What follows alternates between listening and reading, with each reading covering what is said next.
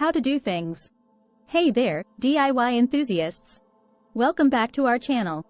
Today, we're diving into a common home improvement project, repairing and painting drywall. Whether you have a small hole, a crack, or simply want to refresh your walls with a new coat of paint, this in-depth video has got you covered. So let's dive in. But before we begin, let's go over the tools and materials you'll need for this project. To repair drywall, you'll need a utility knife for cutting, sandpaper or a sanding block for smoothing, a putty knife for applying joint compound or spackle, drywall tape for larger cracks or holes, and safety equipment such as gloves and safety glasses. For painting, you'll need a paint roller, paintbrushes of various sizes, drop cloths or painter's tape for protecting the surrounding area, primer, and the paint color of your choice. Now that we have everything ready, let's move on to the repair and painting process. Start by preparing the damaged area. Use a utility knife to remove any loose or damaged drywall. Make sure to cut away any frayed or uneven edges. Afterward, smooth the edges with sandpaper or a sanding block to create a clean and even surface. Next, apply joint compound or spackle to fill the damaged area. Use a putty knife to spread the compound evenly, ensuring it covers the entire damaged area and feathering the edges for a seamless finish. It's best to apply multiple thin layers rather than one thick layer to avoid cracking. Allow the compound to dry completely according to the manufacturer's instructions.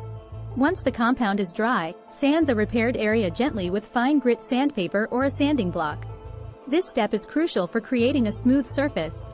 Be sure to wear a mask to protect yourself from dust particles. If you're dealing with a larger crack or hole, you may need to apply drywall tape. Place the tape over the damaged area, ensuring it covers the entire length of the crack or the perimeter of the hole. Press it firmly into the compound, using a putty knife to smooth it out and ensure it adheres properly. Apply a second layer of joint compound or spackle over the drywall tape. Extend the compound slightly beyond the edges of the first layer to ensure a seamless transition. Feather the compound, blending it with the surrounding area. Allow it to dry completely and repeat the sanding process if needed. Before painting, protect the surrounding area by placing drop cloths or using painter's tape along the edges of the repaired area. This will prevent any accidental paint splatters or drips on adjacent surfaces, such as baseboards or trim.